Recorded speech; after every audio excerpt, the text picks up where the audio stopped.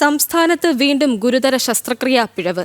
ഇടത് അണ്ഡാശയത്തിലെ മുഴ നീക്കം ചെയ്യുന്നതിന് പകരം യുവതിയുടെ വലത് അണ്ഡാശയം നീക്കം ചെയ്തുവെന്നാണ് നെയ്യാറ്റിങ്കര സ്വദേശിനിയുടെ ആരോപണം. 2 വർഷം മുൻപ് തിരുവനന്തപുരം SCT ആശുപത്രിയിലാണ് ശസ്ത്രക്രിയാ പിഴവ് നടന്നത്. വയറുവേദനയെ തുടർന്നാണ് നെയ്യാറ്റിങ്കര സ്വദേശിനി ആശ തിരുവനന്തപുരം SIT ആശുപത്രിയിൽ ചികിത്സ തേടുന്നത്. 2023 ഒക്ടോബർ 11 ആശയ്ക്ക് ശസ്ത്രക്രിയ നടന്നു.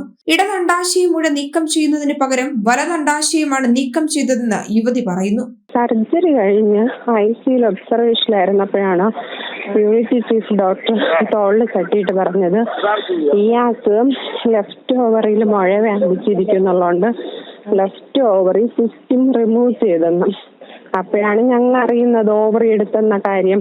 Doctor S. അജിത്തിന്റെ നേതൃത്വത്തിൽ നടന്ന ശസ്ത്രക്രിയയിൽ മുഴ നീക്കം ചെയ്യുമെന്ന് മാത്രമാണ് പറഞ്ഞത്. എന്നാൽ 28-കാരിയായ യുവതിയെ അറിയിക്കാതെയും അവരുടെ സമ്മതം വാങ്ങാതെയുമാണ് വലതണ്ടാശയം നീക്കം ചെയ്തത്. ഇക്കാര്യം ശസ്ത്രക്രിയ കഴിയുമ്പോൾ മാത്രമാണ് യുവതി അറിഞ്ഞതെന്നും പറയുന്നു. ആരോഗ്യവകുപ്പിൽ യുവതി നൽകിയ പരാതിയുടെ അടിസ്ഥാനത്തിൽ വിദഗ്ധ സമിതി രൂപീകരിക്കുകയും ചെയ്തു.